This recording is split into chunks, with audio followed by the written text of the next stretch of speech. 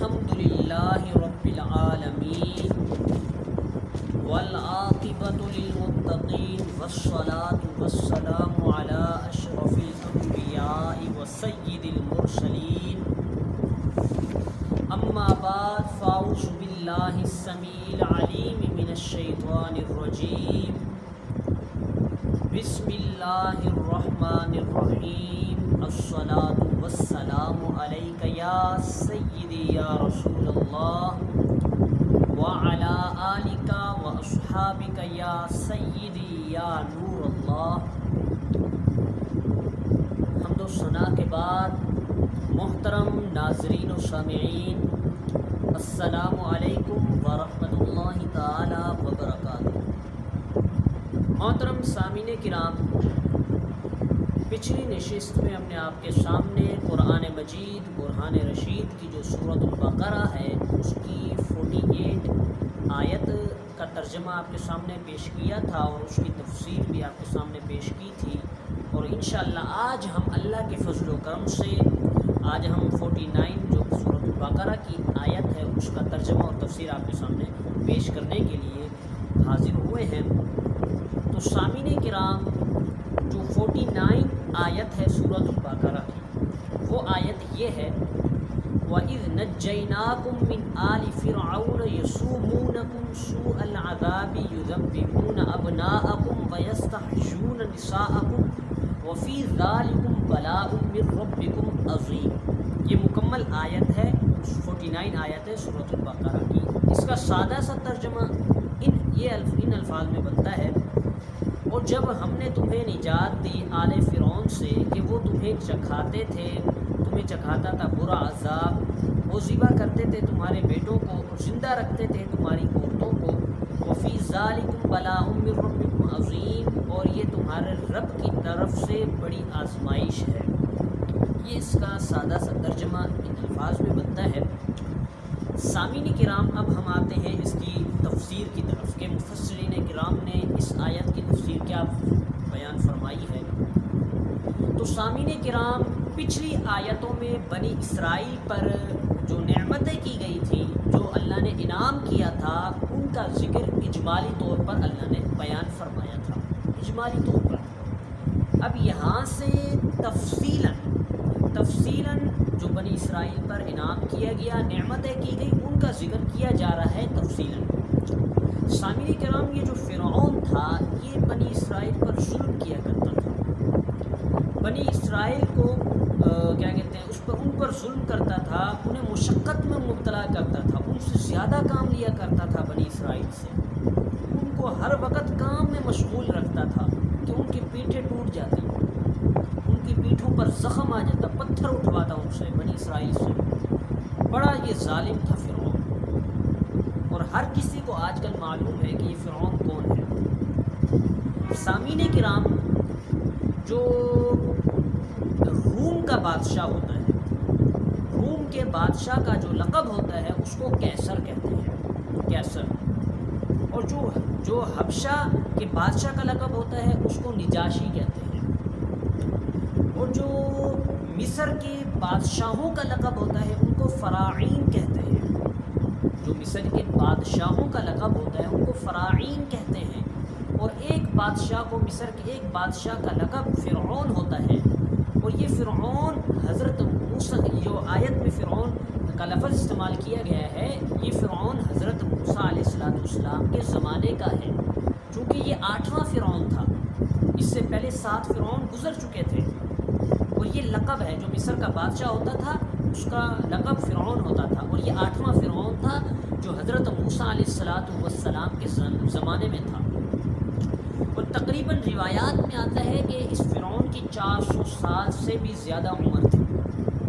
سامعین کرام، یہاں پر قابل توجہ یہ بات ہے، قابل غور یہ بات ہے، یہاں پر یہ آل فرعون کا لفظ استعمال کیا گیا، آل فرعون کا لفظ، حالانکہ فرعون کی تو کوئی اولاد تھی ہی نہیں، فرعون کی تو کوئی اولاد نہیں تھی، اس کی تو کوئی آل ہی نہیں تھی، تو یہاں پر آل کا لفظ کیوں استعمال کیا؟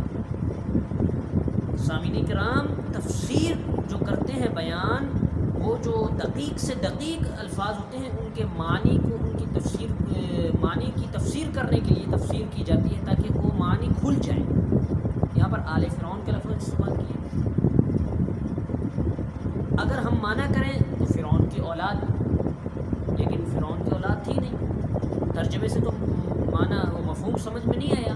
تو اب ہم تفسیر کی طرف جائیں گے کہ مفسرین کرام نے کیا بیان فرمایا.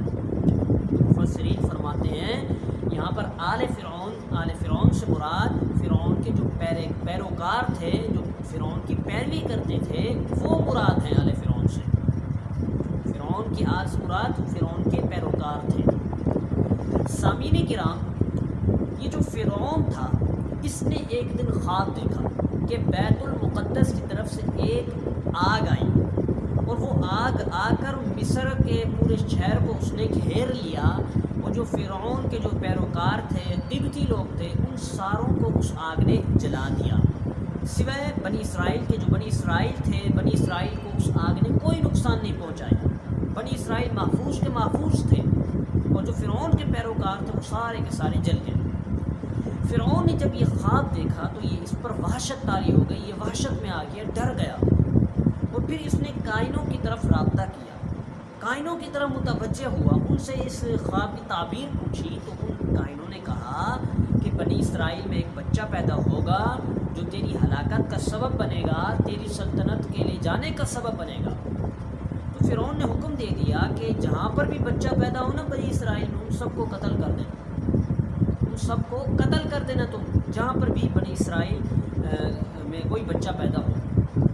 ہاں اگر بچہ نہیں ہوا پیدا تو بچی پیدا ہوئی تو اس کو زندہ رکھ دینا. تو اسی آیت میں یہی فرمایا گیا کہ یذبحون ابناءکم، وہ ذبح کرتا تھا تمہارے بیٹوں کو، یعنی جو بھی بچہ پیدا ہوتا تھا ان سب کو ذبح کر دیتا تھا، قتل کر دیتا تھا. ویستحیون نساءکم، تمہاری عورتوں کو زندہ رکھتا تھا، یعنی جو بچی پیدا ہوتی اس کو زندہ چھوڑ دیتا تھا، اس کو نہیں مارتا تھا. تو ہزاروں بچے قتل ہو گئے. اور اللہ کا کرنا یہ ہوا کہ جو بنی اسرائیل کے بڑے بڑے بزرگ تھے جو فرعون کی خدمت کرتے تھے وہ بھی اچانک مرنے لگ گئے. تو جو فرعون کے بڑے بڑے سردار تھے انہوں نے فرعون کی طرف شکایت کی کہ جناب یہ ہمارے جو خدمت گار ہیں، جو ہماری خدمت کرتے ہیں بڑے بڑے جو بنی اسرائیل کے، وہ تو مرتے جا رہے ہیں، اور یہاں سے ہم نے بچوں کو قتل کرنے کا سلسلہ شروع کیا ہوا ہے. اگر ہم ایسے ہی کریں گے، بندے مرتے رہیں گے، بچوں کو ہم قتل کرتے رہیں گے، تو چند دنوں بعد ہماری خدمت کے لیے کوئی باقی نہ رہے گا بنی اسرائیل میں سے. تو فرعون نے کہا کہ 1 سال بچوں کو قتل کیا جائے اور 1 سال بچوں کو قتل کرنا چھوڑ دیا جائے.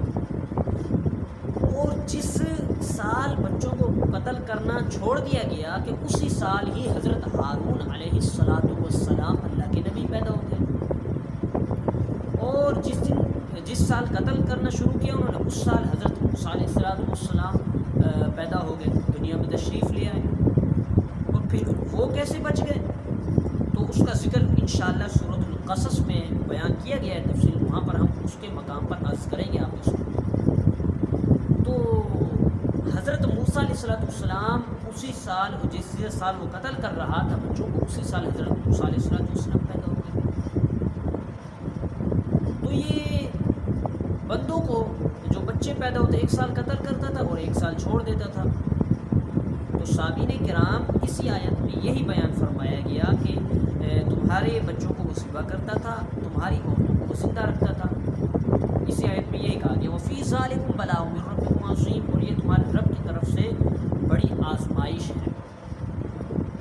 یہ بنی اسرائیل پر جو انعام کیا گیا اس کا ذکر کیا جا رہا ہے. یہ جو پہلا انعام کیا تھا بنی اسرائیل پر یہی کیا گیا. پھر آگے انشاءاللہ ہم اگلی نشست میں آپ کے سامنے اگلی آیات کی تفسیر آپ کے سامنے پیش کریں گے، اس کا ترجمہ پیش کریں گے. رب تعالیٰ سے دعا ہے یہ جو میں نے آپ کے سامنے باتیں عرض کی ہیں ان سب کو اپنی بارگاہ میں قبول منظور فرمائے. وما علیہ